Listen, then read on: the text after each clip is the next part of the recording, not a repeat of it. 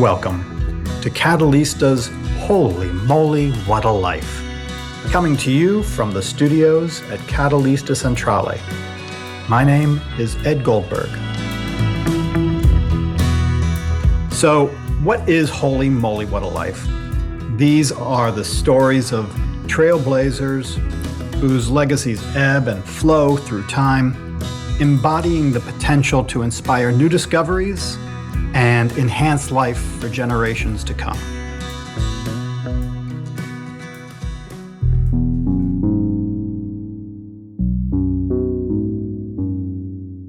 Our first episode is all about Richard Buckminster Fuller. Now, if you've never heard of Fuller, we're going to take you through his life and works in 6 chapters.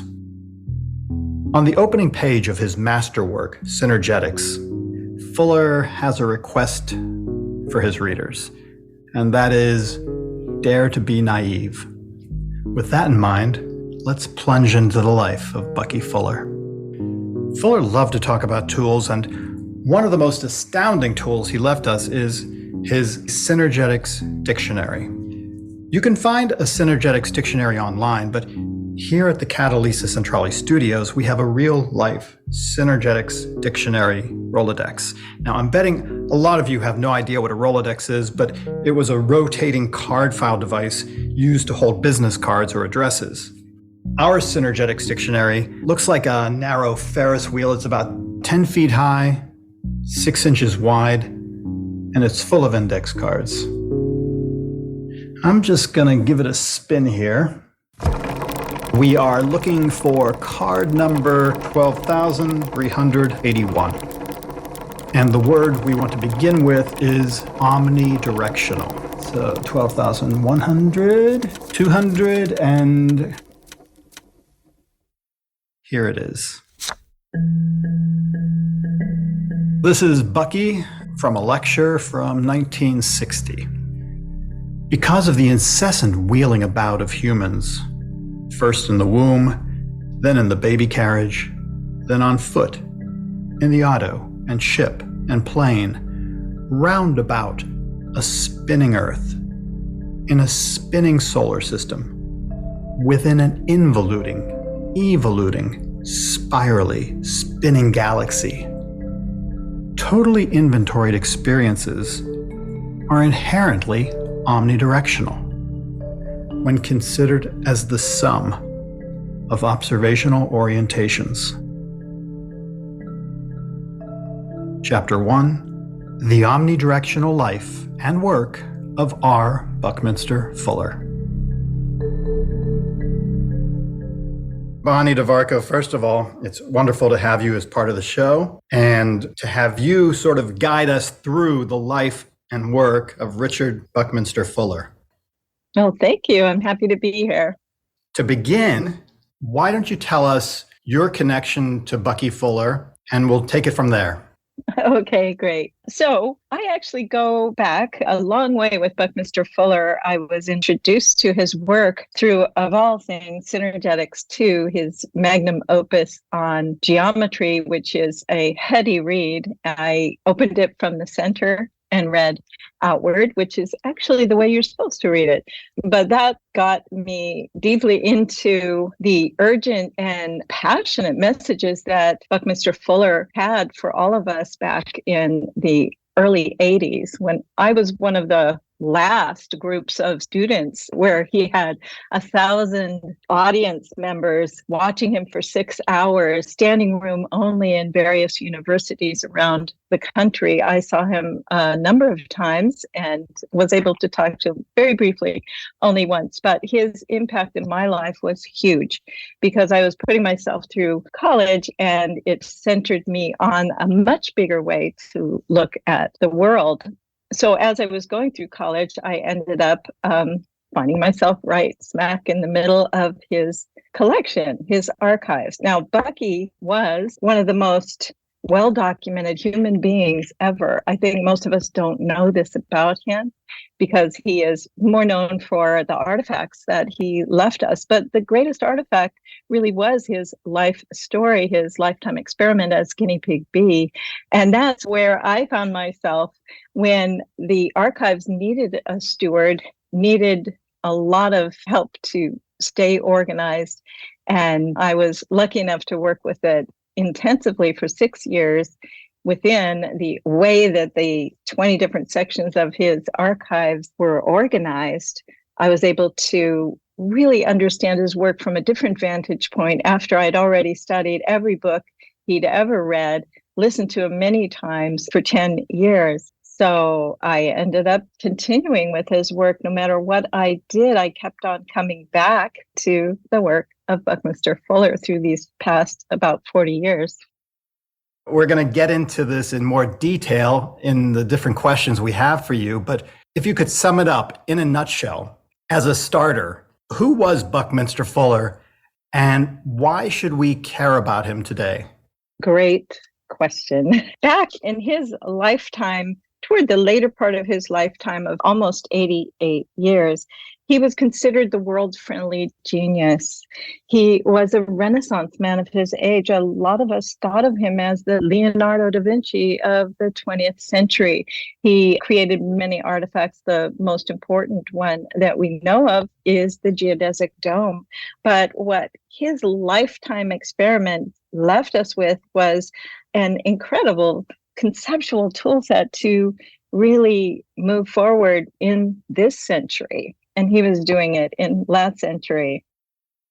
In his lifetime, he really wasn't taken so seriously, and he was kind of obscure in some ways. And today he's not well known. What do you think of all that? Yes, so Bucky was the ultimate liminal agent. And liminal means you're not quite one thing, you're not quite the other. You fit in between, in the interstices of life. And that's what he did. And that worked well for him as a comprehensive thinker, but it did not work well for him as a non-specialist. So he was against specialization and really wanted to look at the whole picture. And in academia, he did not do so well in that in his early years. He never graduated from Harvard. He was kicked out twice. But his experience in academia was very different than most. He was a professor in 150 universities, yet he never really wrote an academic paper. He did not cite other people in his works. He preferred to write his almost 30 books and publish them in the popular press, although he also worked in conjunction with a number of scientists. So it's really hard to pinpoint what it was that made him so obscure, except for the fact that he talked about everything all at once, all the time. And it was very confusing to academics, especially because you're supposed to move into these specializations. And he wasn't a specialist in any particular thing, but he was more than a jack of all trades, let's say. So he was pushed out of the academic world, but became very famous toward the end of his life, especially because of the geodesic dome and because of all of the talks that he was doing around the world at universities all over the world, and also for large groups of people in events that had nothing to do with academia. And why did he refer to himself as guinea pig bee? Well, guinea pig bee, when he was 32 in 1927, he really had a crisis of confidence and he almost committed suicide. And at that time, he had just had a new baby, and he asked these questions about whether he was useful to universe. And he was ready to throw himself away. And he went to a deep place in his spirit, and he speaks about it as a spiritual experience where he was floating up in a sphere, and he was told, you don't belong to you, you belong to universe. So he was taking stock of anything that he did in his life that mattered. And what he found is the things that made a biggest difference in life was when he served all of humanity, when he didn't focus on one thing or the other. And so he decided, okay, I'm going to do a lifetime experiment. I'm going to call myself guinea pig B, B for Bucky, and I'm going to devote my life to all of humanity to see what one individual can do. Now, I want to read just one little quote that I love that I had in the overview of his archives in the old days. He wrote, "In 1917, at the age of 22, I decided to become guinea pig B, B for Bucky. In this lifelong project, he was going to actually document the life of human individual. Mortality rate was in the 40s, so he thought it would be maybe 10 years.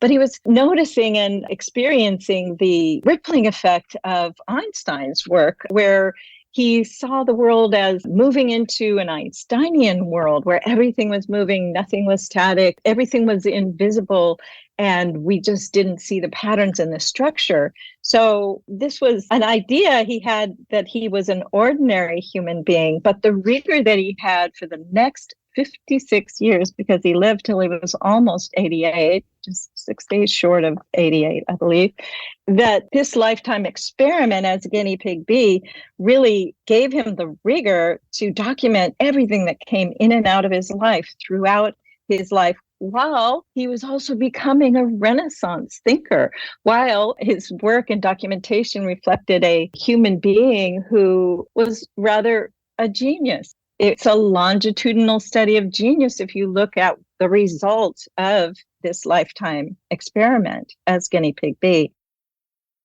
Alec Nevala-Lee, he's a biographer, a novelist, science fiction writer.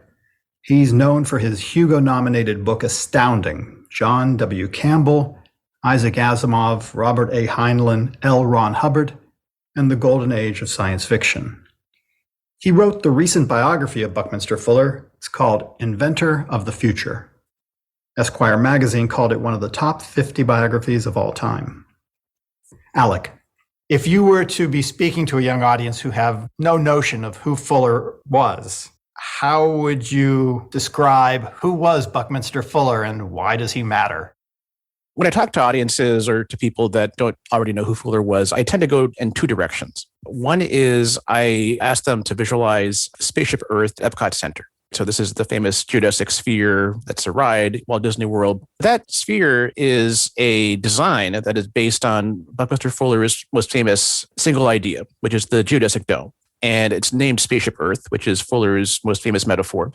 So that structure is an homage to Fuller. It is a structure that was conceived in the late 70s and built in the early 80s to symbolize the future. And the fact that Disney draws very clearly on Fuller's ideas to create this image really speaks to his prominence in the culture at that time. He is no longer quite as famous as he used to be during his lifetime, but that sphere testifies to how influential and famous he was at that point. You know, he was the person you looked to when you wanted to talk about the future, about technology, about design, all these things that I think are embodied in that ride. So that's one thing I talk about. And the other thing I talk about is I think of Fuller as sort of the prototype for the modern startup founder. We have a certain image in mind of this visionary technologist. So Steve Jobs is probably the most famous example, but today we have Elon Musk. You can name your choice of sort of the Silicon Valley visionaries. And Fuller is sort of the prototype. He is someone who was talking in these terms and using these strategies and framing design in these ways from the 1920s onward. And he got really famous in the 60s when he was an older man and actually had a huge direct influence on the people that would end up going on to found Silicon Valley. So that culture that arises in the Bay Area in the early 70s is looking to Fuller. And if you were like a young person like Steve Jobs, who is looking to influence the world through technology, Fuller is an incredible source of metaphors and ideas. And you can see that influence even now. I'm not saying that figure of the startup founder is always entirely positive, but I think it's important to understand where these people come from and the tools they use to get things done. And I think Fuller is interesting, both because he was a direct influence on people like this, but also because, you know, his career is very well documented. You can kind of see the steps he took to achieve things like the dome and his other design projects in ways that are very clear, I think, when you look at the sources. And so I think if you're interested in this kind of person, whether because you want to be that person or you're wary of that person, you're skeptical of that person, Fuller is a good case study for you to look at. We're back in the studios, and it's time to give our big synergetic wheel a spin. And we're looking for card 19,647. If you're wondering how many cards make up the Synergetics Dictionary, that number is 21,188. The first card says this: Catalog of a Mind. Let's read 2 cards. Here's number 19,671, Universe.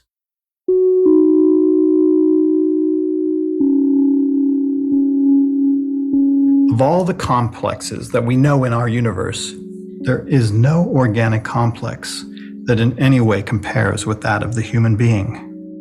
We have only one counterpart of total complexity, and that is universe itself.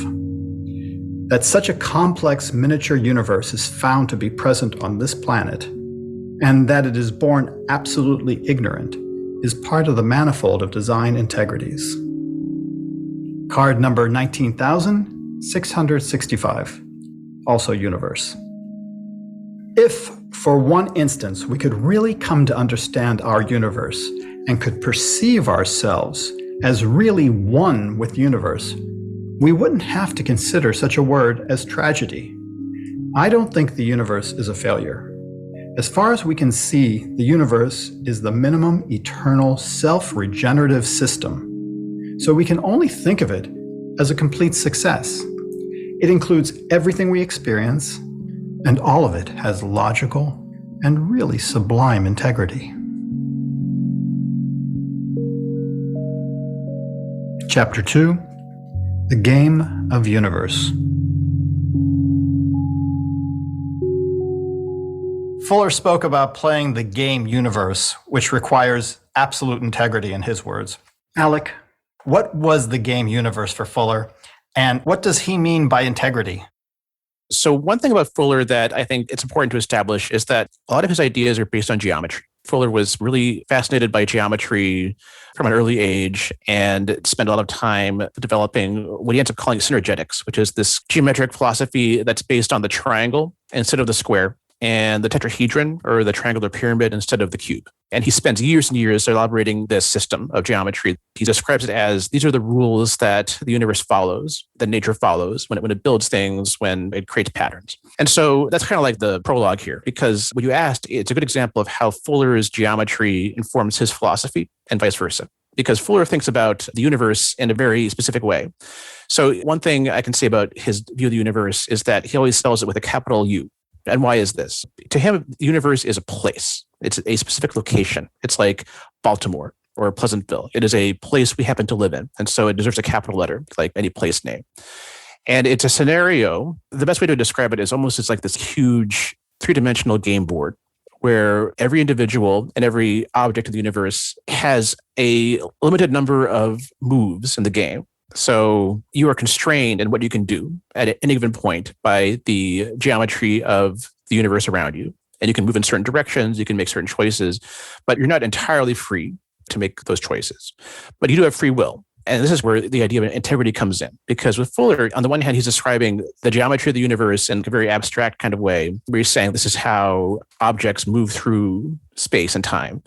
But he's also talking about people. He's talking about individuals, because with Fuller, everything is connected, and everything that he's saying, there's a geometrical aspect to it, but to him, there's also this ethical aspect to it, which is how does the individual behave under those circumstances? We're all dropped into this game of universe that we're expected to start playing from the day we're born, and the choices that we make at any given time are very important. And so for Fuller, he comes back to this idea of integrity, and it's a little hard to describe what he means sometimes because he doesn't always define it.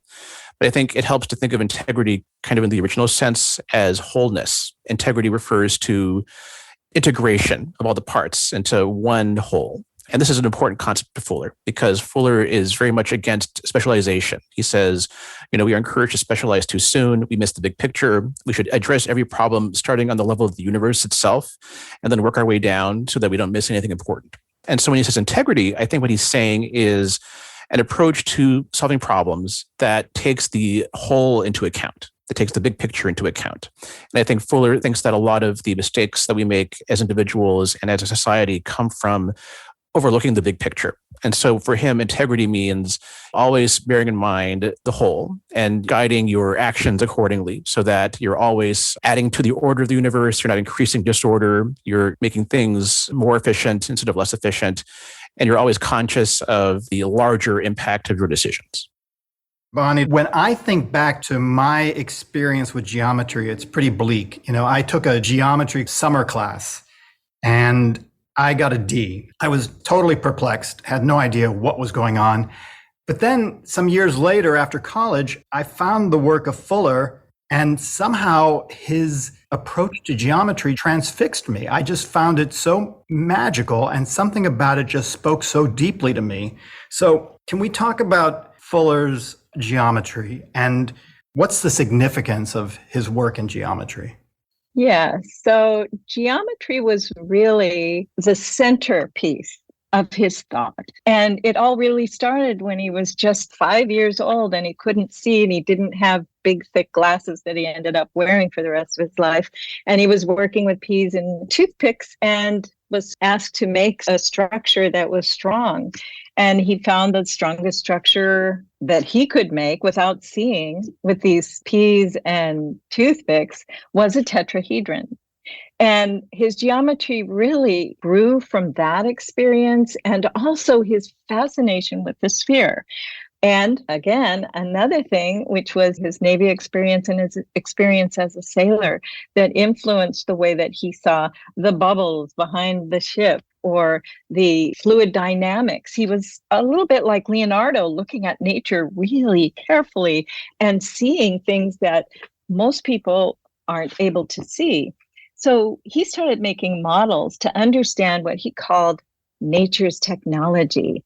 And that was not something that was static. And he was the very first in the whole history of polyhedra, which is three-dimensional structures, to introduce polyhedra as energy systems. So as he was creating ideas for artifacts that could help change humanity, particularly shelter and map that would embrace a different view of this wild and changing world that he was experiencing, the geometry was the centerpiece of his philosophy as well. That all goes down and back to spherical trigonometry, which was the tool of celestial navigators, the navigators who used the stars to tell both time and space on the sea. He was deeply familiar with that.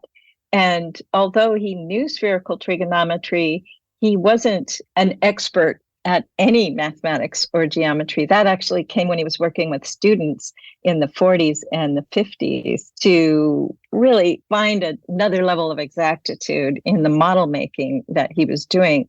Another aspect of model making, he said, if you can't make a model of it, don't talk about it. Or at least that was one of his self-disciplines. So he was making models of design from the inside out, which was really kind of fascinating because if you think about it, he put himself in the center of the sphere, which was very resonant with this avalanche of words that came to him after that experience in the sphere, as he's floating up in the sphere and being told, you belong to universe. So he felt that geometry was the doorway in. Daniel Lopez is an architect, a scholar, who's known for his work on modern architecture, technology, and design research. Also, Daniel is a renowned curator. He curated Geoscope 2 Worlds. It was an immersive exhibition addressing societal and environmental challenges, which appeared at the Venice Biennale. Daniel is the author of the critically acclaimed R. Buckminster Fuller, Pattern Thinking. Daniel, what is energetic geometry in contrast to Euclidean geometry? The short answer is that for Buckminster Fuller, geometry was alive. Geometry was so much more than lines. Lines are material. They are lines of force. They are lines of energy. They are tension. They're lines of resources and shipping lanes. And geometry is constantly being expanded. And geometry is always relational. Bucky begins to conceive of the idea that geometry is an instant in a constant state of transformation. And that is absolutely his most concrete and revolutionary discovery, because in a way, it moves us from understanding geometry as static, geometry as defined, and it expands that horizon. Could you do your best to help a listening audience try to visualize what that means? If we think of Platonic solids and their geometrical properties, they have been, by and large, conceived conventionally as discrete objects. Here's a tetrahedron, here's a cube, and these things have stood across time as almost seemingly unrelated, even though we know that there are geometrical rules that apply to their relationships. These things have been drawn in books, have been explained to us in school as fixed Platonic solid. It's unchanging. What Buckminster Fuller does is he begins to imagine the process by which one figure is able to transform into the next, and the next into the next. And now, how does a tetrahedron or an icosahedron fold on an octahedron? By folding its faces, by migrating its vertices. Whereas these transformations are explained mathematically, he begins to build models that show us that folding the face, and the simplest way to describe it is imagine a cube and you begin to fold each of its faces diagonally into two faces. Suddenly you begin to produce another figure and another figure. And the jitterbug transformation, it's a mathematical transformation that Bucky calls the jitterbug. And the jitterbug is a name from a 1940s popular American dance where bodies are moving sideways. There's a kind of a momentum, and then there's a kind of spin. If one follows it mathematically, there is a seamless process by which you get one figure turning into the next, and returning back to the original figure. So in a way, discrete Platonic solids are only a momentary instance of a continuous process of transformation. This pushing and pulling is this pulsation, and Bucky would describe it as pumping. And the pumping is what allows for that radial movement to transform one figure onto the next. And that is an extraordinary, particularly in the world of design and architecture, to imagine geometry not as a definite or as a defined entity, but actually as inherently alive and moving. One requires energy. So Bucky, from the beginning of time, described lines as lines and then lines of force immediately, so that there is energy, there's tension. In his manuals, he draws mathematical properties, but he draws them not in a conventional geometrical manner, but rather like models. And he draws physical models representing geometrical properties. And there's always that kind of ambiguity of, am I looking at an image of geometry translated into a physical model, or am I looking at a physical model representing geometrical properties that have geometrical characteristics and so on? And that kind of expanded thinking is, once again, that idea of patterns and their manifestation across many, many mediums. So, Alec, Fuller takes a ball and zeroes in on the fact that you can pack 12 balls of the same size around that central sphere. What are the implications of this model that he comes to call the vector equilibrium? So Fuller's approach to geometry is very hands-on. This is one of the things I find very appealing about his ideas. It's that he was not a mathematician. He was not trained in this stuff in a formal sense. He was at home at his dining room table with these models he builds. He's building these models out of spheres and out of sticks and string and wire. So a lot of these ideas come out of this very hands-on approach. And one thing that he discovers is that if you take a sphere, like a billiard ball, let's say, and you start to pack other balls around it, the closest packing of those spheres takes on a certain shape. When you're trying to pack them as tightly as possible, you end up with this construction that has one sphere at the center and then 12 spheres arranged all around it. And if you take the centers of those spheres and connect them, you end up with a polyhedron, a shape that has 8 triangular and 6 square faces. And he calls this the vector equilibrium. You could go a lot further with the technical side of Fuller's geometry and all these terms he invents. One sphere in the center, you have 12 spheres around it. And to him, this symbolizes the degrees of movement that are possible to a object in the universe. And this is like a little bit hard to get your head around sometimes. But if you can picture yourself as that sphere at the center, you have 12 options around you because you have 12 other spheres that are arranged in closest packing around you there at the center. And to Fuller, this kind of defines this, it's like a matrix. It's like huge network of possible directions you can take. And as I said before, it's not unlimited. There are finite moves that are available to you in the universe. And so Fuller envisions what he later calls the isotropic vector matrix, which is this massive network of all the possible directions that an object can take in space and time. Anything else come to mind when you think about the 12 degrees of freedom? With Fuller, everything has a metaphorical meaning. Everything has a meaning that you can use by analogy to apply to human life. And so for him, when he talks about the 12 degrees of freedom, he's talking about geometry, but in a weird way, he's also talking about ethics. He's talking about these choices that we have available to us at any given time. To him, it's almost this tool you can use to conceive of your situation, the range of options you have available to you. His whole point is that these concepts can be used to build intuition. They can be used to guide your decision-making because they provide you with these concepts that are useful in design and also just useful in terms of thinking of the universe. And it can be a little hard to explain why this is true. But with Fuller, he's always going back to geometry. He's always going back to these concepts that, on some levels, there's like a mystical side to his ideas. He is looking at geometry, not just like a mathematician or a designer would, but also in the way a mystic would. So it can be a little bit hard to pin him down sometimes. But I think it's important to realize that all these things, the geometry, the ethics, the philosophy, the design, they're all kind of part of one big vision. And one of the challenges in talking about Fuller is teasing out the different aspects of his thinking. Bonnie, would you like to add anything to our discussion of closely packed spheres and 12 degrees of freedom? Yes.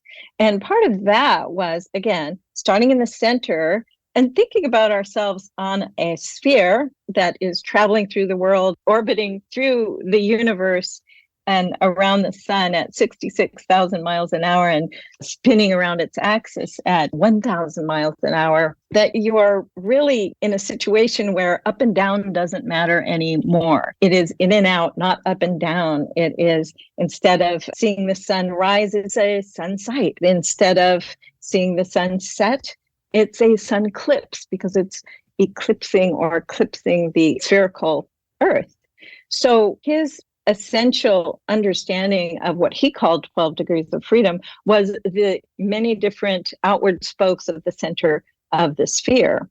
And when you're traveling in space or in the air, you have 6 degrees of freedom, which is the X, Y, Z, and roll, pitch, and yaw. So he was thinking about doubling that because you're going from the inside to the outside. So the other key part of this was that the center was twisting.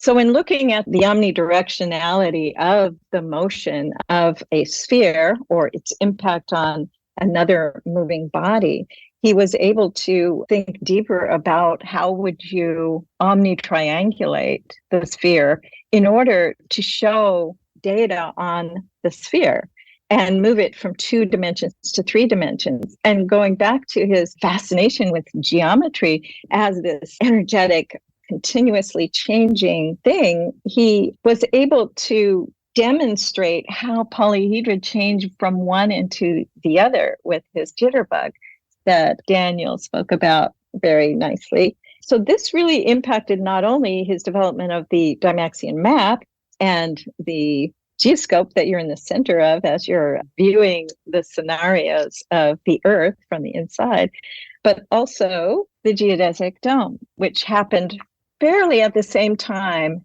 as the completion of his mathematical development of the map happened. So there's these 2 streams of his work that had to do with what does the world look like that shelter is going to land in, and what type of shelter is going to be most useful for the mobile connected human, for the planetary citizen.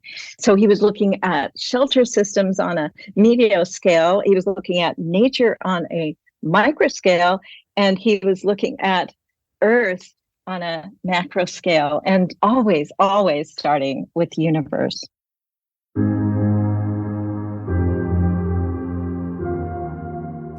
Card number 19,654. Universe, in turn, must be all that isn't me and me. The only difference between universe and environment is me, the observer.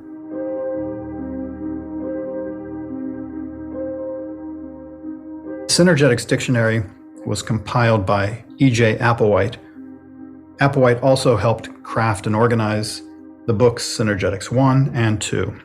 Fuller describes the dictionary as, quote, a systematic, nonlinear, variorum selection, and self-branching arrangement of the concepts, definitions, and generalized principles discovered or formulated by R. Buckminster Fuller. Let's go to card 20,199, verb. Physics has not found any things. It has only found energy events that are continually transforming. Only verbs are applicable. There are no nouns because there are no things.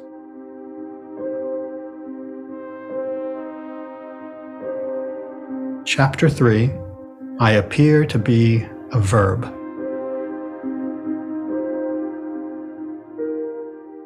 Here's Bonnie DeVarco.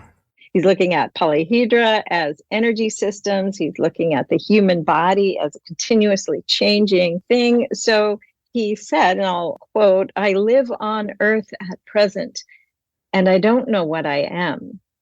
I know that I am not a category. I am not a thing, a noun.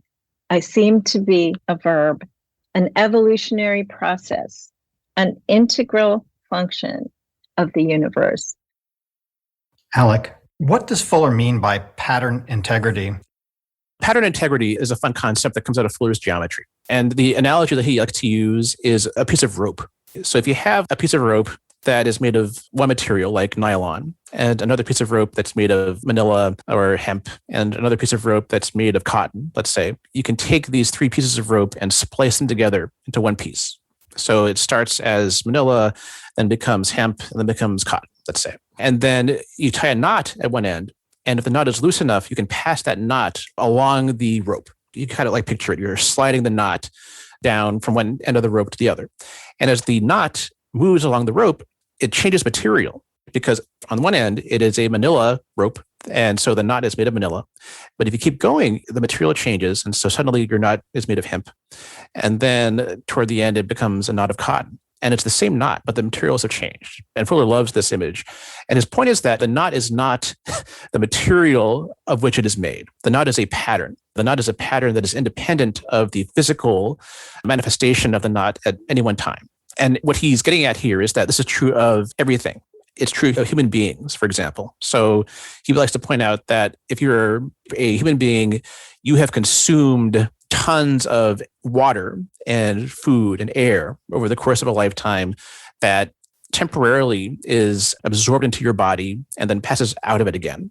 And that means that you are not that material. Your individuality, your pattern as an individual is independent of the physical materials that make up the body.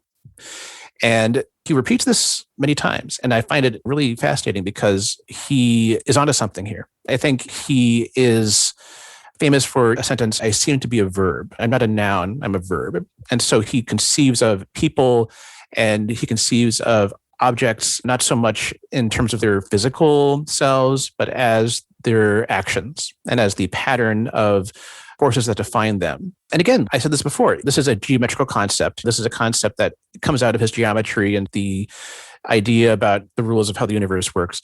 But it's also an ethical principle. It is advice that Fuller is giving to his listeners. And he's saying that you are not your body. You are not your current circumstances. You are a pattern that is passing through time, almost like a knot passing through time that is something other than the visible, than the tangible. Asking yourself, what is that pattern? What am I when I realize that I am something other than my physical self is, I think, a pretty powerful concept. You know, I think people have heard that concept and have been inspired to think about themselves and their lives in different ways. And I think it's actually one of Fuller's most powerful ideas.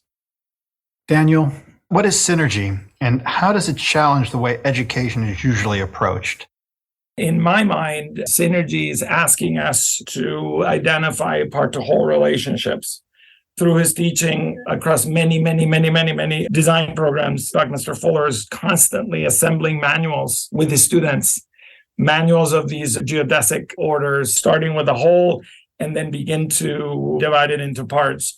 So we can think of part-to-whole relationships, and parts as not predetermining the behavior of the whole, and vice versa, that from a whole, you're not immediately bound to understand the part, and the systems thinking as this kind of larger search, this emphasis on larger systems and on part-to-whole relationships also have a huge legacy in contemporary design. I mean, we are constantly testing the relationships. Computer-aided design allows us to model things that have such high degree of complexity that it is impossible to almost be in control of the entire system. It's one of his mantras. The part doesn't predetermine the behavior of the whole, and vice versa, that there is a complexity to the whole that's much larger. Alec, according to Fuller, human beings have a tiny little bandwidth that we can tune in, and that it's less than a millionth of reality. What are your thoughts on this observation? And what's the meaning of tunable relevancy? This is actually a very interesting concept. So Fuller is very interested in the idea of how do we process the information around us. And he points out, I think correctly, that there are certain things that are too big for us to see firsthand, patterns, let's say, that are too large or too slow for us to see. And then there are things that are too small for us to see. And our senses and the human mind occupies this band of relevancy, this band of information that we can perceive that is kind of in between the very big and the very small. And I think this is a very interesting concept. Fuller's goal is to expand the extent of that band. So he's saying that we can nudge our perceptions up and down to expand the range of things that we can perceive. And this is kind of where the geometry comes in. So he has this incredible system of geometry with these tetrahedra, these triangles, and all these rules, these axioms. Why is he doing this? And I think the way I see it is that he is giving you tools to refine your intuition. Because for him, intuition is a huge part of how he arrives at solutions. And intuition is kind of a shortcut where you don't have the ability to process all this information, but you have refined your intuition to guide you in the right direction. And he sees his geometry as a way of guiding intuition. So you can argue how useful it actually is or to what extent he actually used it. But that's sort of the rationale here. He is giving you these tools to look at the universe and maybe slightly expand the range of things you can understand. And not everyone would agree that he has the right set of tools, but I think that's a very powerful concept. I think the idea of trying to arrive at a model of the world that makes sense to you, that allows you to perceive things that you would have missed otherwise, is a very interesting idea. And I think that Fuller, say what you will about the specific rules he arrives at, but he pursued that goal in a very active way. And a lot of people have found those tools to be valuable. Was Fuller saying that there is a technical solution to humanity's problems with collaboration? Well, an artifactual solution. Every technology we have, and this is why he called nature's design process nature's technology. Everything that we have is an extension of our body, an extension of our mind, an extension of our senses. And we are at a point, we've continued to be at this point for decades, where we could utilize all of these tools differently. But there are many reasons why we aren't. And nobody has the answer. Bucky just wanted to offer solutions, not final answers to anything. But he did feel that urgency. And I think this is why all of us loved him so much, is the urgency he had to get people on board with this program. And again, I keep on saying stewardship. That's what we're here for. We're here to be an extension of what's possible on planet Earth and within the regenerative universe. So we had this feeling of awe that we had that led us to watch him for hours and hours and led him to speak for hours, even in his 80s. That urgency was so important because he was banging the drum in the 50s, 60s, 70s, 80s. And here we are, and we can utilize his solutions, but we can use better technologies and the confluence of these technologies to realize some of the ideals that he held. We still aren't collaborating well or working in synchrony with each other. And Bucky was apolitical for all of his life, really. He said we cannot change human beings, but we can change the environment. and the tools that they have at hand to use. And that will change, in turn, their behaviors. So his idea was to create a body of materials that could be used as these tools when humanity was ready for it. And they certainly weren't in the last century during World War I or World War II, during the many wars since then. And right now, we're still in the middle of the dichotomy of autocracy and democracy around the world. So we don't really have a unified voice yet. And I honestly thought it would happen in my lifetime. It has not. I don't know if it will happen, but what we do know is with the accelerated acceleration, we have better technologies and a better confluence of technologies than we ever had before, which can create better tools than Bucky even conceived of. So we have everything we need to turn ourselves around to becoming stewards. And that was the bottom line of Bucky's lifetime experiment. What was Fuller's relationship to capitalism? And how does it relate to his belief that no one need commit to the pursuit of earning a living? So Fuller's view of capitalism is very ambivalent. And it comes out of his experiences as someone who's trying to get things done in America in the 20th century. Because starting in the 20s, he has this idea for a housing industry. He wants to build a house that can be manufactured in a factory and delivered anywhere in the country. And so his original plan requires an immense amount of capital. And he seeks investors starting in the late 20s in a very aggressive way. He's going out there with his models and his manifesto that he's written and trying to raise money and trying to generate interest in this project. And he does succeed to some extent in getting some funding, some interest from investors, primarily to build what he calls the Demaxian car, which is a vehicle that is sort of like a piece of the house that can drive off by itself. It's like a subset of his housing program that is actually easier in some ways to realize than building the entire house. He'll build this car instead. And so he raises money for that. But he actually has trouble kind of on the business front. Fuller is never what you would call a great businessman.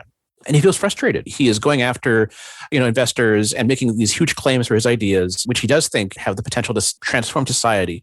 But people are often skeptical. He's running up against this dilemma where he has these ideas, but he can only realize them using other people's money. And so starting in the 30s, you see this thread in his writing, in his thinking, that is very critical of capitalism. He is saying that what he calls financial capital or FinCap is hoarding resources. It is making it impossible for resources to be distributed equitably to people. Early on, and this is a theme that he talks about throughout his career, he points out that if you take the energy and the wealth available in the world, there should be more than enough to guarantee everyone a comfortable life, that we have more than enough to provide for all of humanity. And the fact that we are not doing this is a failure of political and corporate imagination, that we should be able to provide for everyone by using the resources that we already have more efficiently. And he basically sees eventually the idea of the nation state and the capitalist system interfering with the free distribution of resources. And he eventually comes to support what I think is almost a precursor to the idea of the universal basic income, that everyone should get a certain amount of money each month to pay for their basic needs automatically, because as an individual, as a human being, you are entitled to a share of the world's wealth. And this is something that he is talking about starting in the early 30s, which, I think is really remarkable because this is an issue that has become more prominent, at least in the US more recently. But Fuller is talking about this very early on.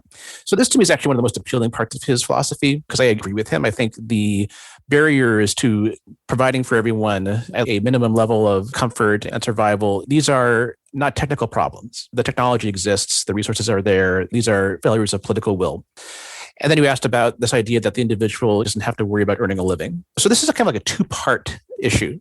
So for Fuller, the ideal is that eventually, once we realize that the world has enough resources to provide for everyone, we will set up these systems in place that will provide people with the universal basic income, and that will allow them to do whatever they want. They won't have to worry about earning a living, so they can work if they want to, but they can go fly fishing. They can go back to school. They can learn about the things that they thought were interesting when they were children because their basic needs are being provided for. And this is kind of like a future utopian scenario that Fuller is envisioning. Then he also says that he advises young people here and now to focus on problems that need to be solved and to kind of forget about the issue of earning a living. The idea is that if you are a person who is able to identify problems that need to be addressed and can come up with design solutions that will address them, then you don't have to worry about pursuing a conventional career. And this is a message that he says again and again, starting, I would say, in the 60s. This becomes a prominent part of his message because he's addressing an audience of young people, college kids mostly, who are frustrated and who do kind of see politics and systems that are currently in place as interfering with the way the world ought to be. And I think this is a very powerful message. I will say that it is a message that comes from a place of privilege with Fuller. Fuller comes from a background where he could decide to go out and tackle these problems and, in his case, fail repeatedly to make them viable without worrying about falling out of the upper class. He came from a prominent family. He had a lot of resources that most people don't have. And so there is a caveat here that I think is important to say, that I think Fuller assumes that people can afford to fail repeatedly and can afford to reject the system that he doesn't believe in. And this is true of him. It's true of a lot of his admirers. It's true of young people in the counterculture in the 60s. It's not true of everyone. If you're coming from a disadvantaged background, if you are a woman, if you're a person of color, I think that advice is harder to follow. And I don't think Fuller ever entirely recognized that. If you'd like to hear a different take on universal basic income, you can have a listen to another Catalista program. It's episode 1 of 2 Minutes to Midnight, an extravaganza. Card 20,198. Architecture, like music, will be a verb and not a noun.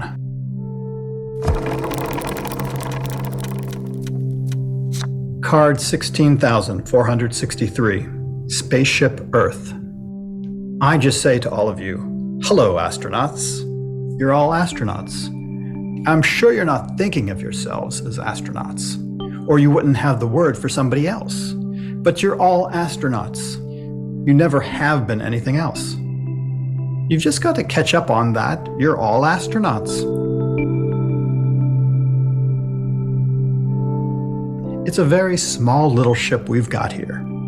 It's superbly equipped, and every part of it is reciprocal. There are no labels on it which say anything belongs to anybody.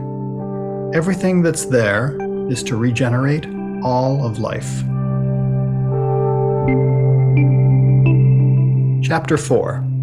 The Stewards of Spaceship Earth. Bonnie, tell us about Bucky's concept of the one-world town and how that leads to the Dymaxion map, the geoscope, and EarthGame. Yes, well, actually, he did start with the one-town world. He did many sketches during that period when he was so entranced by this flow of information that was coming in. And he was asking that question, do I have a purpose? Does humanity have a purpose? And what is that? So he was actually seeing humans early on as local information gatherers and global problem solvers. He felt that we needed new kinds of tools to become stewards or to become a more functional humanity. And he was bound and determined to create that. So when he started, he drew many views of this one town world idea where we were connected as a one world island in a one ocean world. So he's developing this notion of a map that can go from 3D to 2D way back when he was looking at the one town world. How are you going to express data using this concept or a new kind of map that would enable us to create different kinds of views of what it would mean if a number of us carried out a particular process or created particular things or used certain materials through the course of 50 years. So he was always thinking 50 years forward, and his map became part of this evolution of the map and the geoscope and the geodesic dome. In 1940, he was able to create the first energy map where he was looking at world energy flows and the curves of change that were on Earth. And at that time, the map did not have a grid on it. So while he was working with these ideas of geometry or the geometry of the sphere, by 1943 to 1946, he was able to pinpoint the one polyhedron that could express the least amount of distortion, and that was the cube octahedron. Then in 1952, Shoji Sadao, his student and colleague for the rest of his life, had created a UN map. It was never published, but it was the very first icosahedral map. So you're watching this evolution of from one polyhedron to a much better polyhedron that is much closer to the sphere. In 1954, he was able to patent not only the geodesic dome, but also the icosahedral map. So it is trademarked, not patented. Then that grew into much later the EarthGame concept and big map. But if you look at his idea of a geoscope specifically, the geoscope was the three-dimensional view. Now, whenever you're looking at a sphere, you can only see 1/3 at any one time. He thought that if you're inside of the sphere, you can see about 5/8 of the sphere. So if you're just looking up and the zenith point is where you are on the Earth, then you're going to be able to see almost the whole series of contours, let's say, of the continental contours of this one world island. And the first geoscopes, actually, the first geodesics were geoscopes. So there's this really nice braiding of his development cycle for the Dymaxion map, the geoscope, and EarthGame. Medard Gabel worked with Buckminster Fuller for 12 years. He's now the executive director of EarthGame, a research and development organization. He also leads Global Solutions Lab, EarthGame Institute, and the Regeneration Project at Rodale Press. He's the author of Energy, Earth, and Everyone, Designs for a World That Works for All, and his most recent book is 8 Billion Billionaires. Medard, what was the geoscope and what was its function? Buckminster Fuller was interested in making visible the invisible. He was interested in what today you can even get a PhD in information visualization. How do you communicate the important stuff out there on the planet? And the geoscope was in a long line of innovative ways of visualizing what's happening on this planet. Just like a microscope or a telescope is enabling us to see what's invisible to our normal eyesight, the geoscope was to allow us to see big patterns taking shape on this planet. You look out the window and you see what's going on in your backyard or the city streets, wherever you're living. You don't see much of the planet. It's an infinitesimal dot. And the geoscope was to give us a view of the whole and to see patterns that were going either too slow or too fast, like population growth from 1950 to 2000 to 2022 as it spreads around the world, or even from 10,000 BC on up to 1800, 1850, to see large-scale patterns as they show up on the planet and in a geographical context, not just to see the pattern. You could see that in a line graph of population growth, but to see its geographical distribution. So it was a tool for seeing the world, understanding the world, and seeing if there's any problems or if there are situations we need to deal with. Population is just one thing, but there's thousands, hundreds of thousands of other variables that are out there now having to do with the world, its resources, its problems, its options. Could you talk about what it actually looked like? What was it physically? So physically, it was a large geodesic sphere, a dome that was the whole circle. And on the outer sphere was the image of the Earth. If you're inside the sphere, center of it, you're looking out and there's Africa, there's Europe, over there is Antarctica, North, South America, China, Asia. What's on the surface of this geoscope would be a series of data displays to show you what's happening on the planet. In my opinion, The geoscope was beautiful. It was brilliant, a way of visualizing the world, but it had a serious problem, which Fuller remedied with the next advance of the geoscope. And the problem is you can't see the whole world at one time. If you're looking at North America, well, the other side of the world, Asia, Europe, Australia, you needed a flat surface to see the whole world at one time. And that was remedied by what we used in the EarthGame, this giant map of the whole world. The giant meant the size of a basketball court that you walked on. Could you describe the Dymaxion map and what makes it so compelling?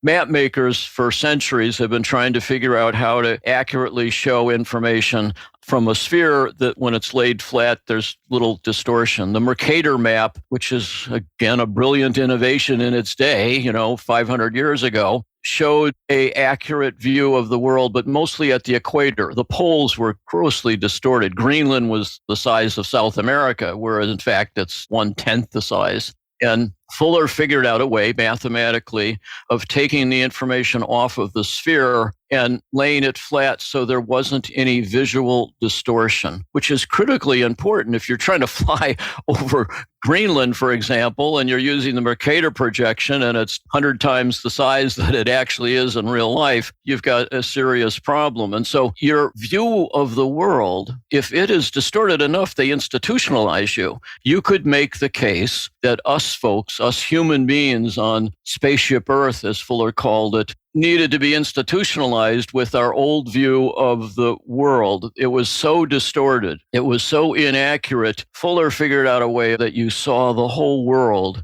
all of the land masses, as one interconnected island at the bottom of this air ocean. He turned the sphere, a globe, into a spherical icosahedron. Icosahedron is a 20-sided platonic solid. It was a structure that was as near spherical as you can have a simple structure. Fuller laid it flat on the icosahedron and then opened up the icosahedron and laid it flat from a geographical point of view as well as from a data point of view. How do you display the world, the state of the world, what's going on a surface that you and I can look at and understand? Here's population, energy, food, shelter, healthcare, the resource use, pollution, climate change, all of the important issues of the day. How do you display them so that we can see them and get a better feel for what's going on this planet?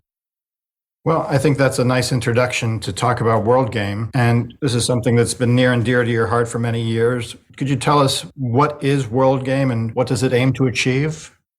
EarthGame was a tool for recognizing, defining, and solving global problems and local problems in a global context. It was in a continuation of Fuller's ethical sensibilities that we ought to have a world that works for everybody. EarthGame is the other side of the coin of the war games, where a few people in the Pentagon, the Kremlin, in Beijing were figuring out the moves and counter moves for World War III, IV, and V, and trying to beat the other side. And Fuller thought, that's not what the world needs. To make this place work for everybody, it ought to be focused on not beating an ideology, capitalism, communism, or something. It ought to be focused on how do you beat the real enemies of humanity? Starvation, illiteracy, lack of health care, climate change, environmental destruction. The idea was to be accessible, not just to the generals and admirals and their research staff, but to the high school student, to the politician or their staff, to college researchers, to be available to everybody. And the idea was to develop strategies for making the world work. One version of it goes like this. Let's say the first 2 months could be focused on the global food problem. People would come from all over the world, different ages, different backgrounds, cultures, points of view, and work either together in teams or as individuals and come up, how do you feed the world? Let's say the strategy that was developed was, here's how you could do it in 10 years. You could eliminate not only starvation, but hunger and malnutrition in 10 years. Here's the resources you would need, the the technology, how much money it would cost. That's round one. Round two is won by the team or individual that can do it, let's say, quicker in 8 years, or using less resources, or having it cost half as much and twice as good.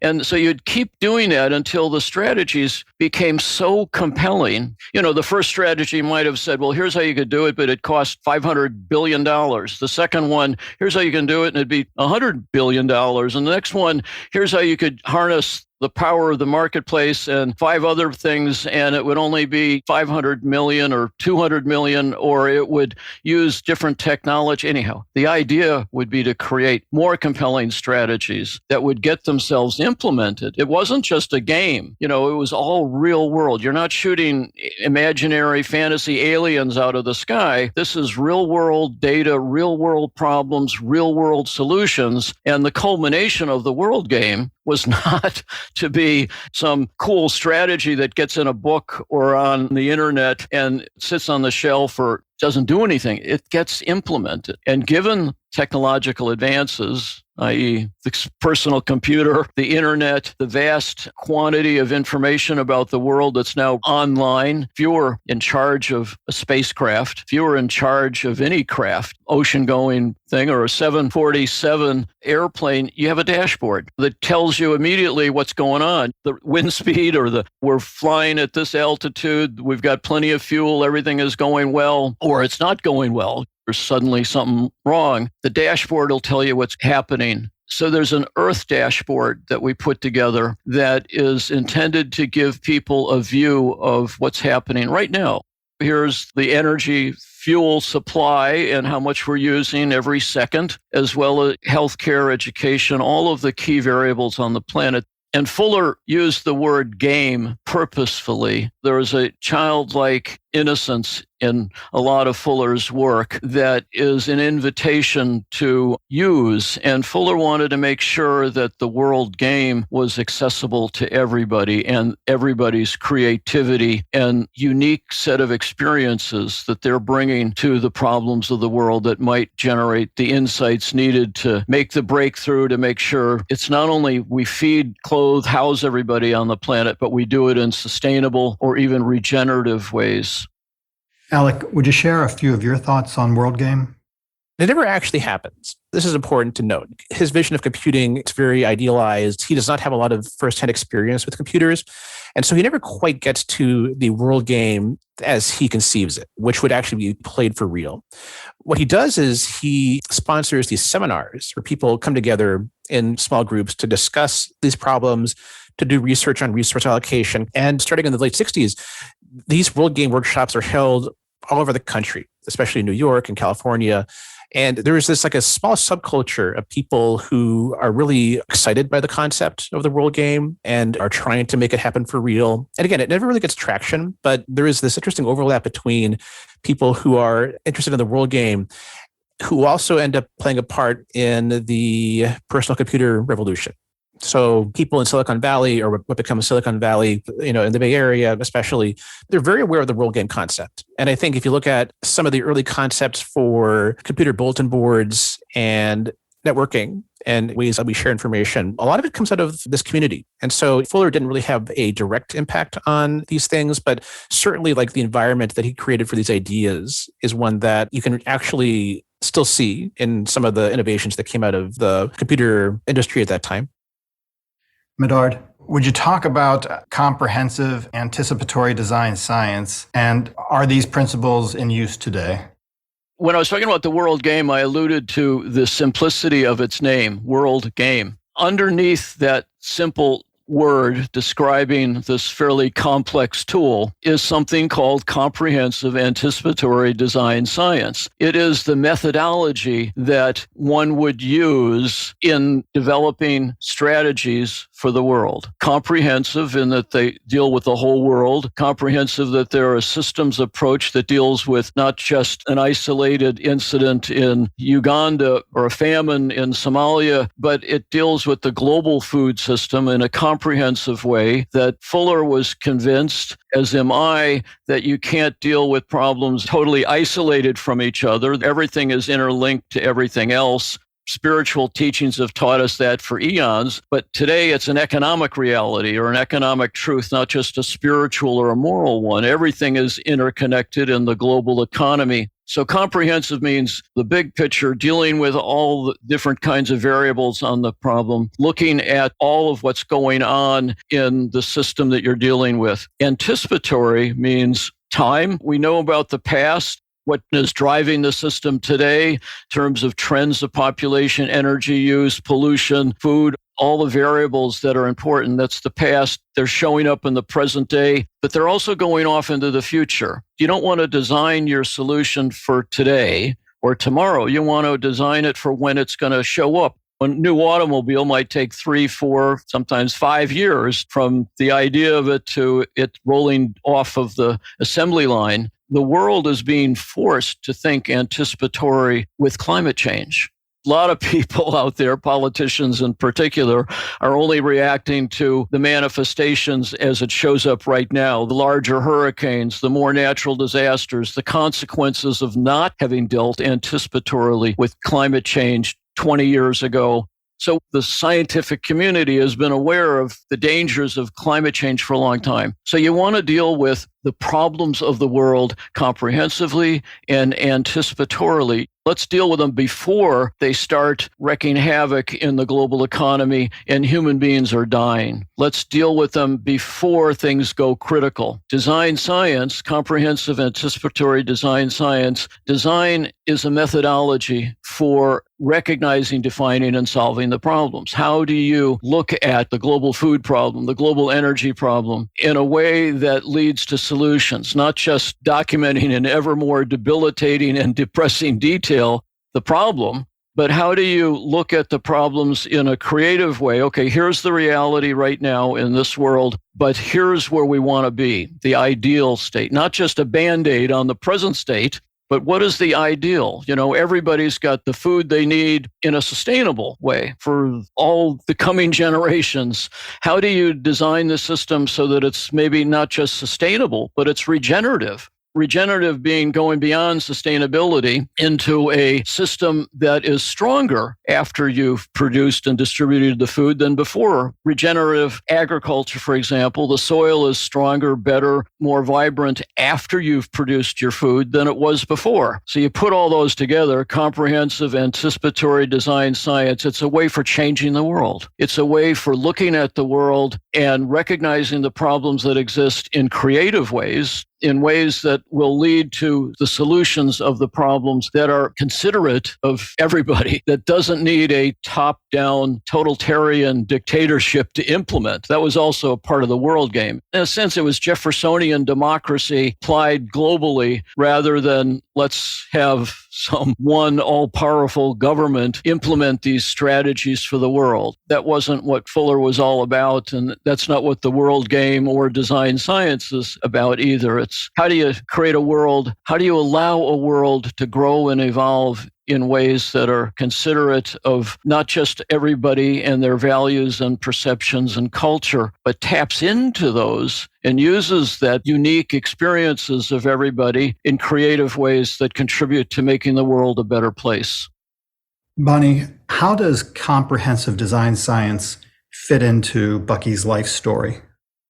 Well, he came up with that notion of what is the opposite of a specialist? That is a comprehensive, anticipatory design scientist. So a person by nature who is that would be transdisciplinary. There were some key principles that were part of CADS. I created an acronym for it back in the day, in the 90s, when we had to keep on saying the words. And CADS has a few of his key ideas, which is whole systems thinking, what we spoke about earlier, the regenerative earth or eternally regenerative earth and earth's processes where everything is recycled. We live in a universe that is recycling and reinventing itself from the tiniest material to the largest ideas. He talked about ephemeralization, doing more with less, using his intuition, because he said he didn't build his ideas on the shoulders of giants. He didn't fit into the process where he was citing these great thinkers before him, he was communing with nature directly. And in this communion with nature, his goal was exactly, like I said before, like Leonardo da Vinci's, who had discovered so many things just through his communing with nature. So finding nature's technologies through experiencing nature rather than going from abstract to concrete. What about going from concrete to abstract? He was also seeing humans' role as planetary citizens. We have to move out of this whole thing that I'm an American or I'm whatever racial characteristics that we have. And Bucky even said that there was so much cross-fertilization going on that we are losing the categories. And the new category is this much more comprehensive perspective. So nature's technology was something that he evolved his understanding of that. Precession, the effect of moving bodies on other moving bodies, was a very large part of his conceptual tool set. And synergy, the action of the whole being more than the sum of its parts, that whole to parts orientation, and especially in the last few years of his life, individual integrity. He said there's going to be a time when only individual integrity is going to count, that we have to find the deepest truth and stay true to that. And that was, in a sense, the guinea pig bee process, where he stayed true to this idea that he could serve all of humanity, he could serve the universe. And that was really part of CADS. CADS, or Comprehensive Anticipatory Design Science, was the manifestation toward the later part of his life of that complex principles and his dipping into many different disciplines rather than a single one. Alec, another of Fuller's projects was the World Resource Inventory. What was the inventory, and how does it relate to ephemeralization? So I'll start with ephemeralization because it kind of comes first chronologically in his career. So Fuller, as I said earlier, his initial goal starting in the 20s involves housing. And in particular, this idea of a house that can be mass produced in a factory.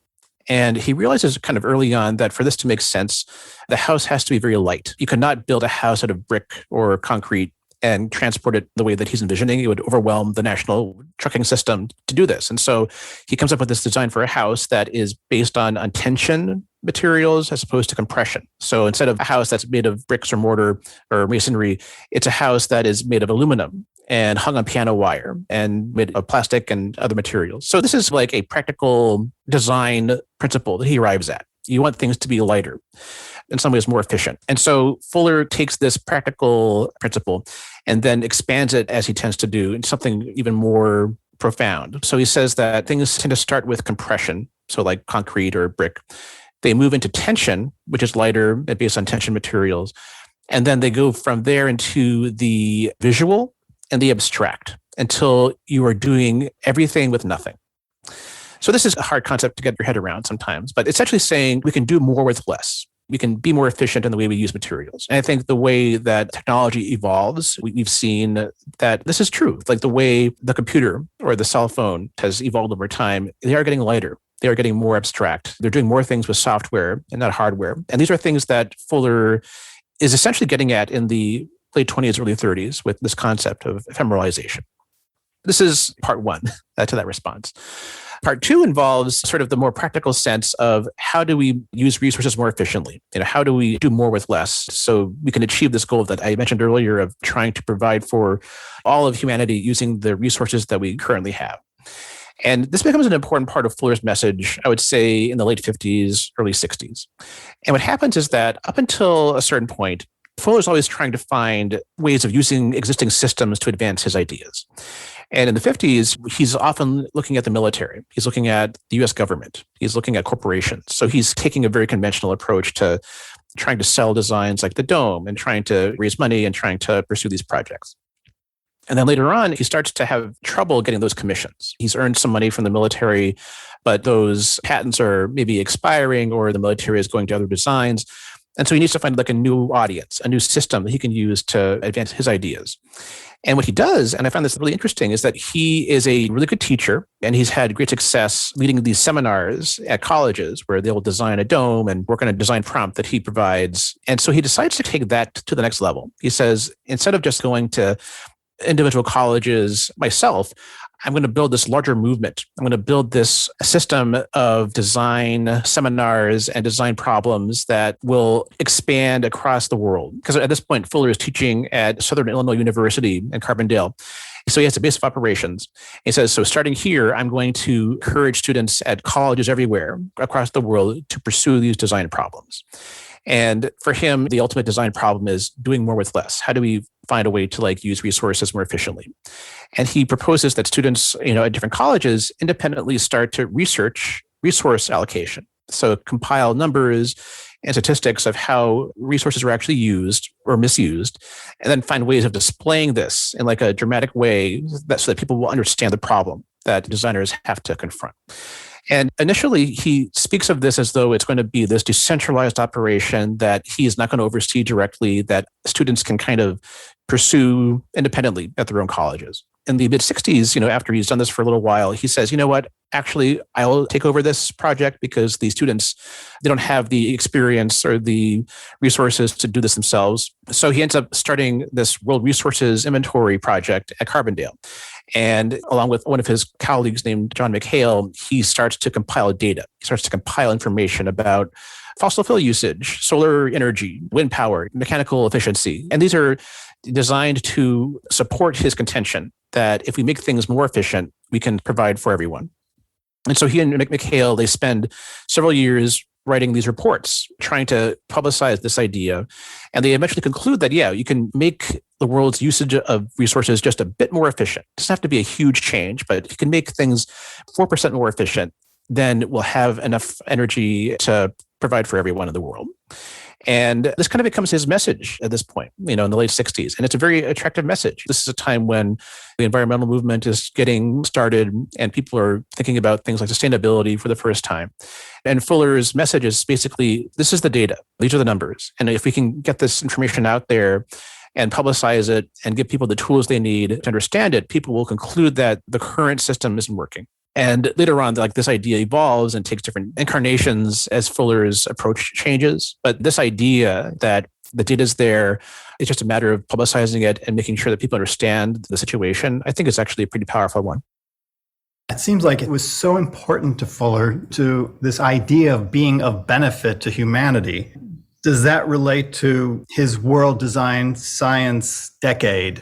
Yeah, so basically the map, the geoscope, the EarthGame, and the World Design Science Decade documents and program were all ways of walking around the very same thing of stewardship of the earth through aligning and synchronizing human efforts and letting them demonstrate to themselves through looking at these trends and curves of change, looking at them as this wisdom of the crowds that we used to call it, this global brain, as it's also been called, that what if humanity was working in a synchronized way?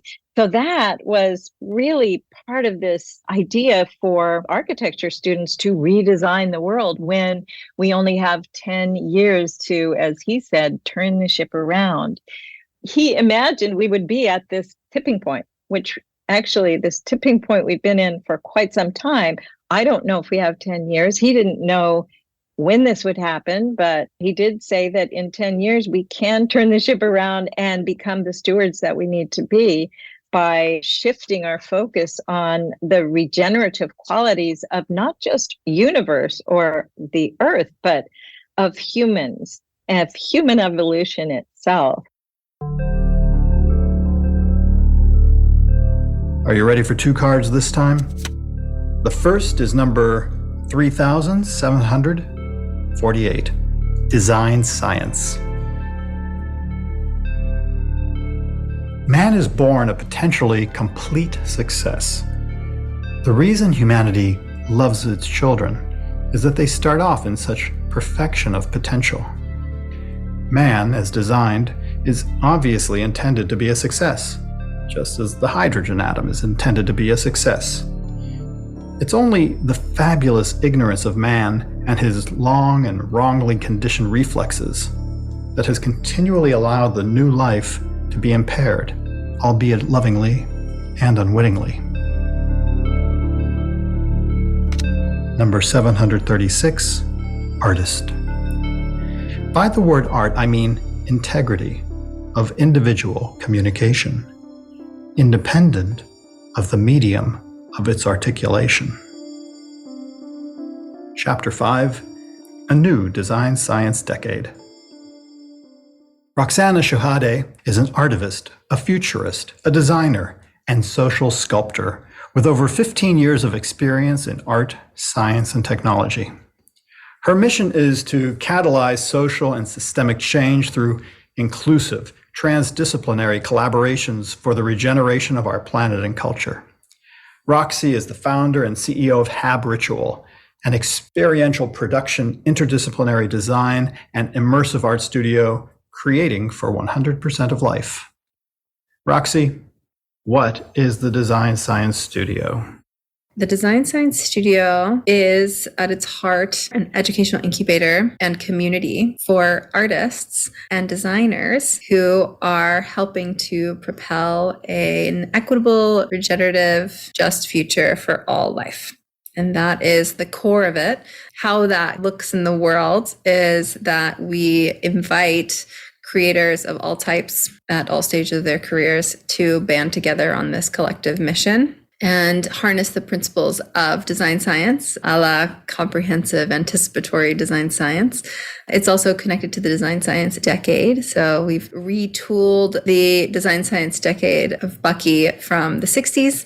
We had made all the right tools for all the wrong reasons, but we have enough time to turn the ship around. And so we've harnessed that and brought it back to this era of the 2020s to the 2030s and said, okay, let's use all of our creative power to help to transform the world through design science and regenerative artivism and bring this collective mission, which is very much rooted in regenerative design. So regenerative design teaches us also to build the capacity of the system to help the system thrive.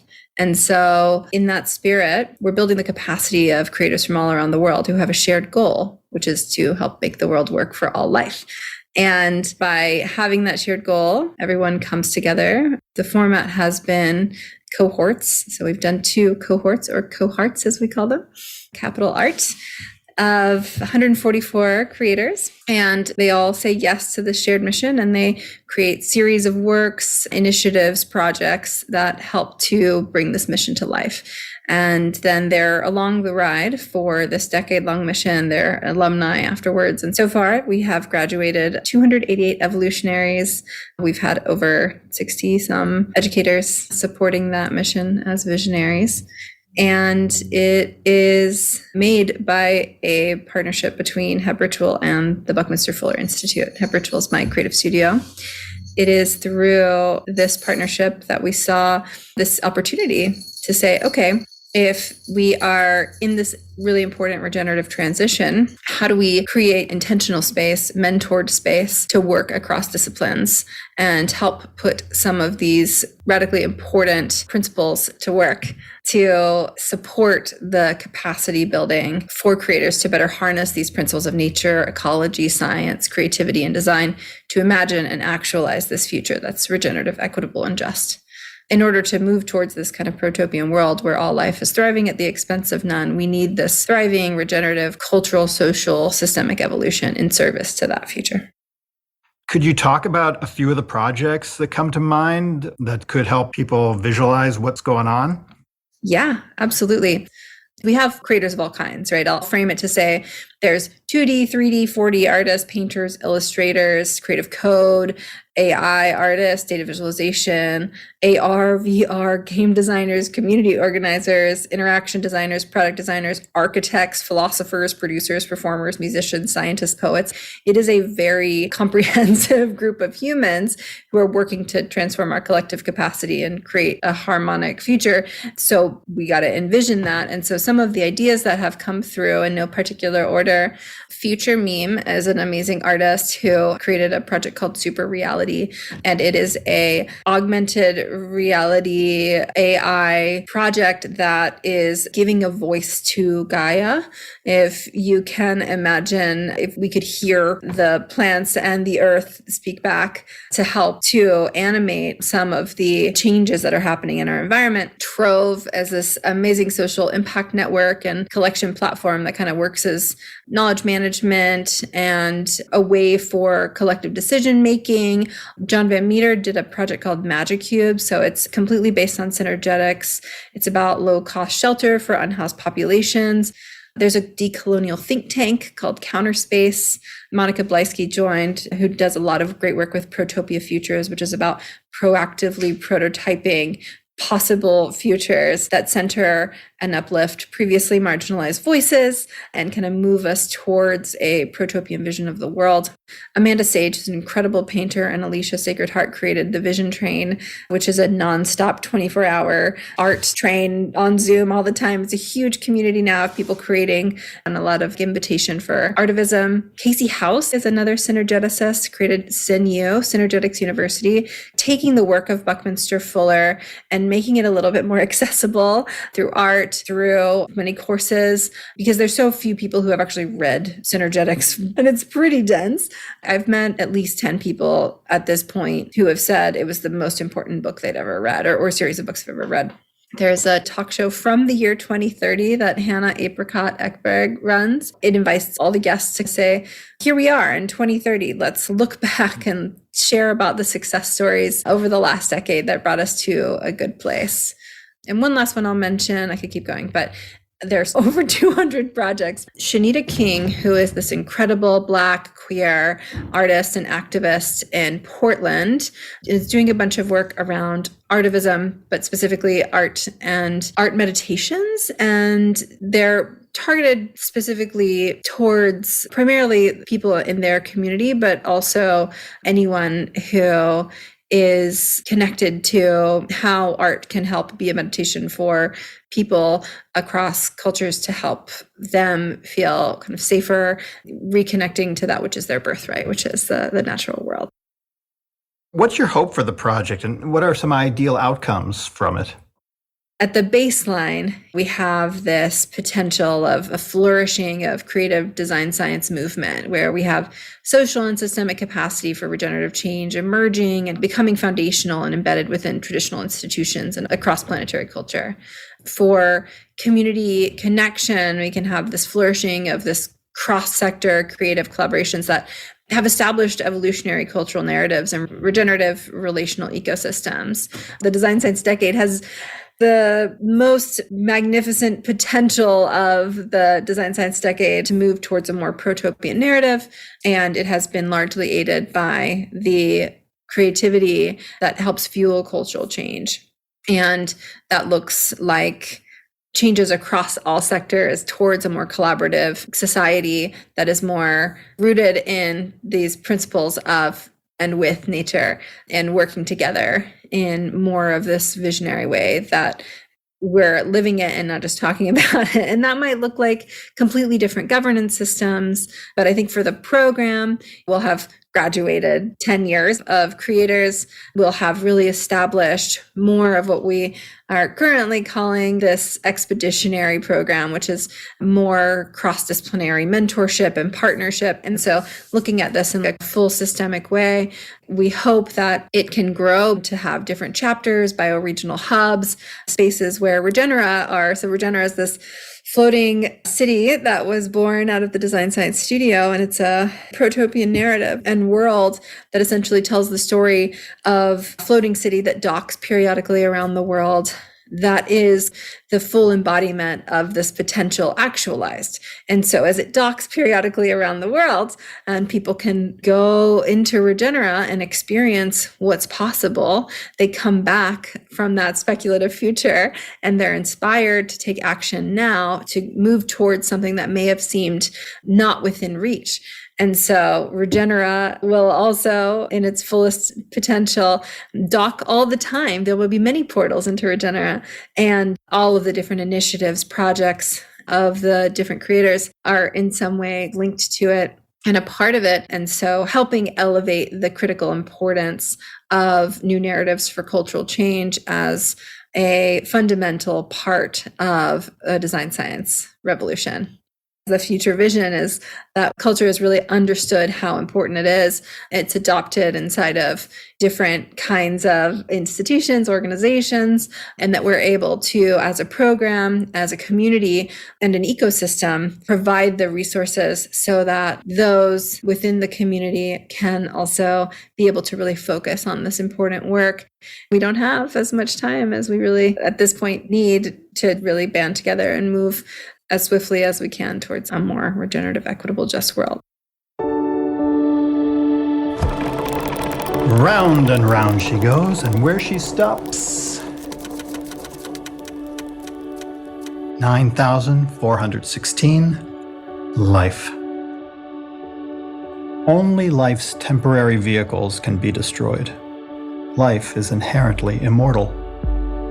And right next door, 9,412, life once more. The regeneration of universe probably depends on local monitors of very high capability to solve very complex problems. Certainly, our lives manifest just problems, problems, problems. Nothing could be more descriptive of life than problems. But we have a beautiful sorting capability. Chapter 6, Bucky's Legacy. Alec, if Fuller was around today, what might his priorities be, do you think, and how might he have pursued them? The big difference between where Fuller was during his lifetime and where things are now, among other things, I would say is access to venture capital. So Fuller, I said earlier, is sort of a startup founder who in some ways was born a generation or two too soon. I think he had trouble raising money for his ideas. He was never able to really do more than break even for much of his life, and he did not become rich. And I think that if he were around now, his set of skills, his charisma, his ability to reach a large audience, the way that he is able to tie together different ideas. And again, this philosophy of design as a way of solving problems, it's very close to the way a lot of startup founders raise money. And I think he would do well. I think he would have succeeded incredibly well in modern Silicon Valley. And so that's a big difference. I think he would have actually had more resources than he did have if he were around today. The other question is, what problems would he be focusing on? And, I find it interesting because, a lot of startups, they focus on software. They're building an app. There's a reason for this. It's that it's easier to start something when you don't have the need for a lot of infrastructure and a lot of physical machinery to do something. It's harder to build a device. This is why fewer startups are working on hardware, because the startup costs are greater. And Fuller, for him, housing was always the biggest issue. My question is, what does that look like? What does a startup focusing on housing look like? Because he was right. He saw housing as a human right. And the idea of affordable housing was hugely important to him early on. And I do think he would be pursuing that project. How that would look and how feasible that would be is a different question. I don't think it necessarily would be a dome. I think the dome was just one instance of those ideas that took different forms over the course of his career. I don't know what materials he'd be using. I don't know what approach he'd be taking. But I do think that there's a very plausible scenario in which the Fuller of today would be trying to do for housing what he was trying to do in the 20s and 30s using today's technology and capital. Let's talk about Bucky Fuller, the teacher. Bonnie, you were lucky enough to meet him as a teacher late in his life, but what did the role of teacher mean in his overall trajectory? Well, his daughter Allegra really felt that he was an educator at heart, that he was a natural teacher.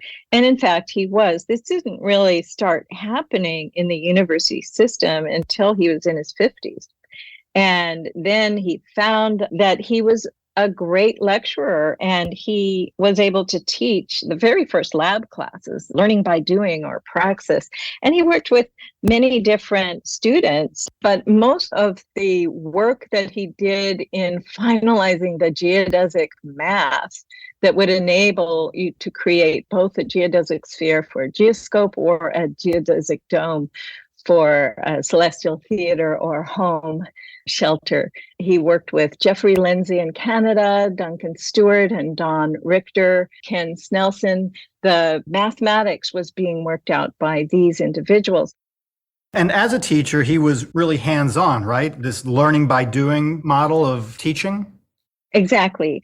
Praxis, where you really can't understand something until you've built it. And it goes back to his idea that if you can't make a model of it, don't talk about it. So everything was hands-on, multisensory, engaging all of the senses. And he learned as much from the students as they learned from him doing this process. And he felt that that was a much better way to teach than simply being an expert, a specialist that taught your specialty to the students. Daniel, in your estimation, what is Bucky Fuller's legacy? Buckminster Fuller revolutionized systems of education. He revolutionized programs of design. He taught in architecture schools. He taught in design schools. He taught in engineering programs. He taught at graduate level, at entry level. And the legacy of comprehensively pursuing a series of systems that explored geometry and that explored fabrication and that explored assembly and that explored multiple uses, multiple functions, and that worked together. So his inexhaustible persona traveling and then teaching at many, many, many programs all simultaneously at once was this extraordinary precedent to the way that we run design programs today, where we have rapid prototyping and we have faculty traveling incessantly across many programs and forming patterns of collaboration. And in doing so, his output then transformed so many different other dimensions. The legacy of this teaching and of these manuals and of his work with the students led to the whole Earth catalog and to a whole emergence of a new environmental consciousness. Obviously, the patterns of the solids to the domes, and then the domes becoming the geoscope, and then the geoscope becoming the Earth, and then the Earth, the cosmos, and then the insistence to understand our place within a much larger spaceship Earth foreshadowed an entire ecological movement. There's so many dimensions of his legacy.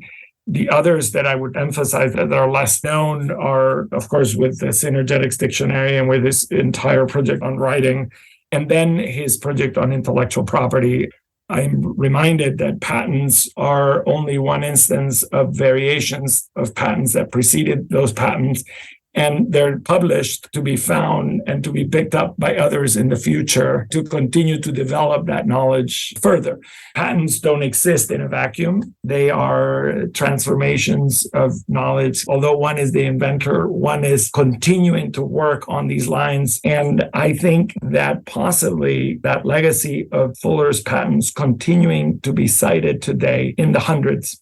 With the book, I had a chance to first outline the 28 patents and all the variations and all the citations. And then I began to find that each of these patents continue to be cited in the present and every year since his death. Literally, it's a continuing of his design projects into all kinds of unimaginable applications, from music instruments to coral reef saving artifacts to energy wave mechanisms to more closely Dymaxion variations of it. So to me, that's probably one of the richest and most unexplored legacies that he has. Alec, who are some of the people and events that have unfolded since Fuller's death in 1983 that point to the depth of Fuller's realizations? So the answer is, to me anyway, it's in the sciences. I think that Fuller's geometry, which I've talked about a lot, there are useful concepts there. And the best way I can explain this is to say that his most famous design is the geodesic dome. And he arrives at the dome at a time in his career when he does not have a lot of resources. He does not have a lot of money to use, as I was saying earlier, the incredible costs of trying to develop shelter.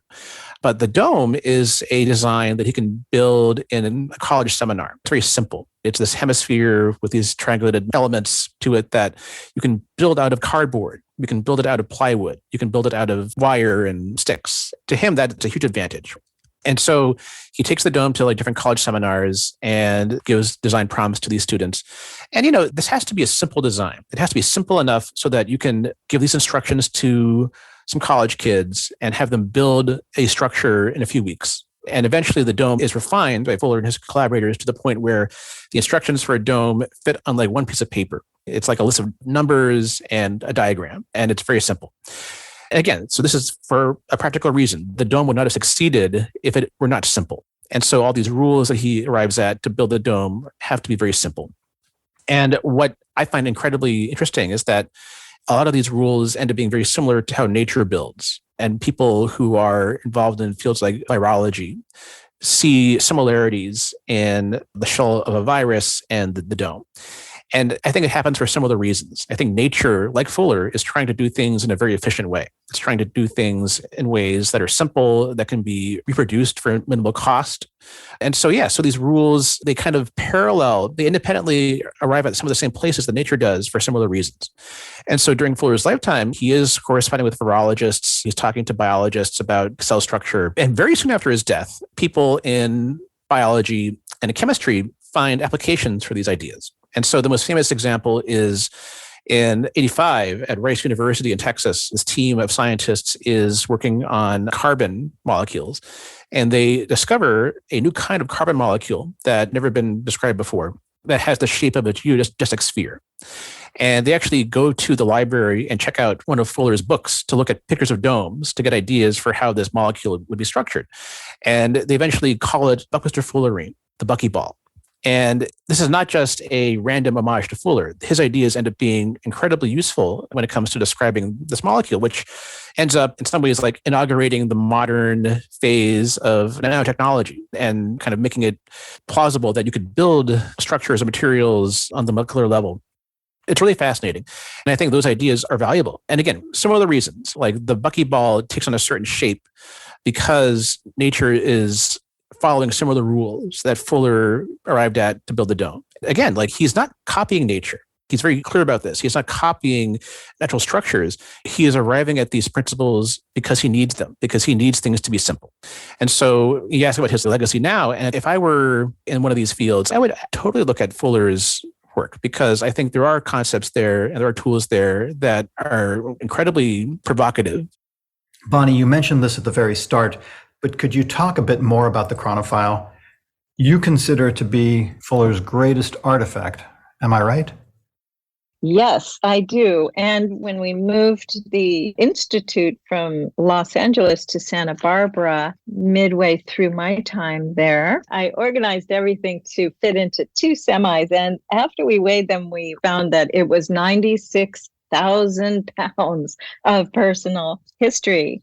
Let me tell you a little bit about what that looked like. He had a chronophile. He borrowed the term chronophile from the Navy about chronologically understanding the time frame of where something is. So he organized everything into what the heart of the archives is, which is a chronophile of bound volumes, scrapbooks of everything that came in and out of his life, plus 5 large broadsheet size scrapbooks of the publicity, the full page, front page stories on him way back in the 30s.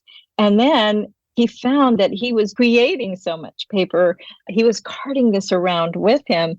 And eventually he was able to organize it better, but really using this framework of chronology to bring that together. So he had his photos, his slides, thousands of articles and manuscripts, carbon copies of all of his correspondence, outgoing, personal items, brochures, announcements, project notes, his legal documents, his prior art searches for many of the patents that he did, the correspondence of his personal, public, and professional life created this huge body. So if you look at this, it's 56 years of doggedly determined rigor to keep everything that documented what one individual can do. Now, it is at Stanford University. They bought it in 1999, and it's been processed over the last couple of decades and is available to researchers, students, professors, and the general public for research.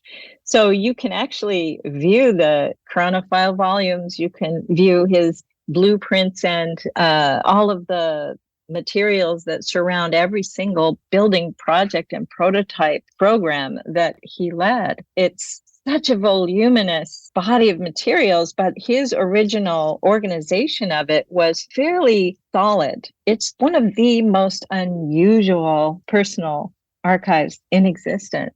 It is one of the most extensive on paper. And we live in a digital world now. You can think about everything you do, every letter you write is time-coded, location-based. Every photo you take is time-coded, location-based. So that was a framework that Bucky used in the physical world to organize his papers. So this body of physical paper and materials is doing the same thing that each and every one of us is doing right now. We're creating a record of everything we think, everything we do, everything we communicate with and for and to each other. So it's a much more common thing now, but he was the only one doing it the way that he did it during his lifetime last century. Any final Bucky thoughts, Daniel? Every time we speak about nature, we presume that nature is here and that we're here, so that we are outside of nature, that we are actually not part of, or that there is this separation. And what Bucky allows us to do is to dissolve that line and to see ourselves immersed and participating in these larger patterns. Bonnie, the idea of the average man dedicated to benefiting all humanity. Sometimes Fuller talked about a trim tab. What's your take on this idea of the trim tab? Well, I'd like to maybe speak to that with a couple of his own quotes about himself as a trim tab. And I think the archives is very central to that because he's showing us how can you be a trim tab? How can small things that you do impact and affect the whole world, like the butterfly effect as we know it today? He wrote, I hope that the record so documented and your hoped for by me close examination of it will serve as an encouragement to you as individuals to undertake tasks that you can see need to be attended to, which are not to the best of your knowledge being attended to by others, and for which there are no capital backers. He also said, I am presenting all these thoughts and records because I think we are coming to a very extraordinary moment in the history of humanity when only such a spontaneous, competent, and ultimately cooperative design science initiative taking on the part of a large majority of human individuals can ensure humanity's safe crossing of the cosmically critical threshold into its prime and possibly eternal functioning in the macro-micro cosmic scheme. And this clarifies his brain where it was in this cosmic relevance of the human being. The impact every human being can make is exemplified in the impact and influence that he not only made, but documented in his own life. So in a sense, it was really a comprehensive approach. I know that the passion that he had and the urgency about us really taking hold of the responsibility, not just the freedom of being human. He was all about the responsibilities of what it means to be human. And that is exemplified in the record that he left. Why did you title your book Inventor of the Future? And to elaborate on that, do you foresee synergetics and the geometry being fruitful in the future for further discovery and insights? I do. It was actually my publisher who proposed that title, and I agreed because I liked it and because I realized that inventor has two meanings. An inventor can be someone who invents devices, designs, and the way that Fuller claimed to improve people's lives and to solve problems. But an inventor can also be someone who invents themselves. An inventor can be someone who shapes a narrative. And I think this is very true of Fuller as well. As I think I may have mentioned before, Fuller was kind of a myth maker. You know, he did invent aspects of his life that do not quite fit with the facts if you go back and look at the original sources. And so to me, that is his other real legacy. And I'm glad you mentioned that because the ideas are very powerful. I don't want to understate how interesting I find Fuller's geometry and some of those concepts. But the persona that he invented is also a powerful one. In some ways, his greatest invention is this image of the design visionary, the comprehensivist, which we kind of today think of as the startup founder. It's an approach to solving problems and to getting things done that has worked. You could argue about the outcome. And I think this is an important part of the book's message, is that we have to look closely at people like this and ask ourselves, are these really the ways to solve problems that we're facing? But there's no question about how effective it can be. A person like Fuller, who is charismatic and who can create enthusiasm about design ideas, is a model for people who are doing similar things today. And I think that is where Fuller's importance lies, that he is an incredible instance of a kind of person who has had a disproportionate influence on the world that we're living in right now. Bonnie, are there any other final thoughts that you have that you'd like to share? Yes. Well, I know you asked me about what it felt like to meet him or see him speak so many times, and then to work within his mind in the center of the archives. He was all about empowering the next generation, and he did feel like students were much more open to the ideas that he was throwing out there. But what I loved about him is he felt like a bodhisattva, and a bodhisattva is an enlightened being who stays on earth until everyone is enlightened. And I felt that it wasn't like a cult or a guru experience at all. It was more about, he was a man of the future. He spoke like a man of the future. He thought like a man of the future.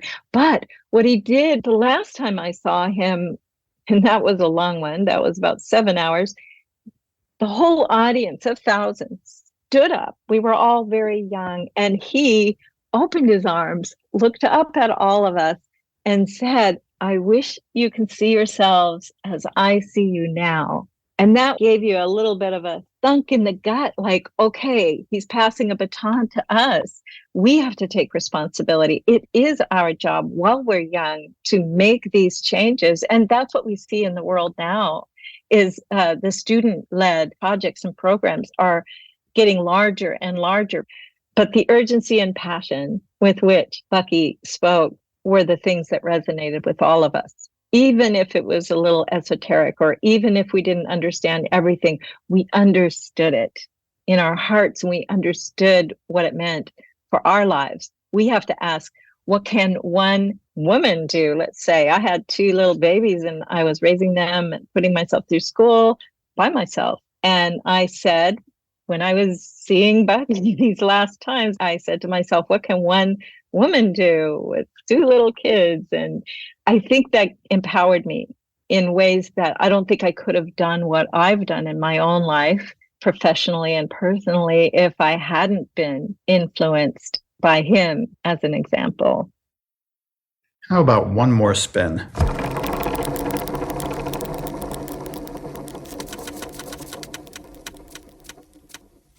Card number 9438, Life and Death.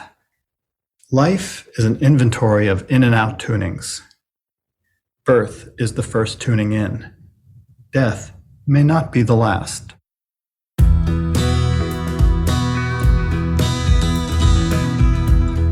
Thanks for joining us for Holy Moly, What a Life, featuring Buckminster Fuller. And thank you to our guests, Bonnie DeVarco, Alec Nevala-Lee, Daniel Lopez-Perez, Medard Gabel, and Roxanna Shohadaee. Special thanks go out to everyone who subscribes to Catalyst on Patreon, where contributors can access merch and bonus programs, including an interview with Faith Flanagan of the Buckminster Fuller Institute and the complete Daniel Lopez-Perez interview. This episode of Holy Moly, What a Life was edited and mixed by Chris Sanders, with additional editing by Chris Porro. Our music was composed by Oki Gushiken and Darren Chorley, with sound design by Gijsbert Ambelshire and Jay Blanchett. Our delightful Holy Moly theme music is by Twen. The executive producers are Chicky Munch and Binny Bunny Munch, with assistance from Ed Goldberg and Gerald Gerbil. You can find the current schedule of Catalysta podcasts and sign up for our weekly email at catalysta.net. If you like the show, please add, comment, and like Holy Moly on your favorite podcast platform. This is Ed Goldberg signing off from the studios at Catalysta Centrale. See you next time.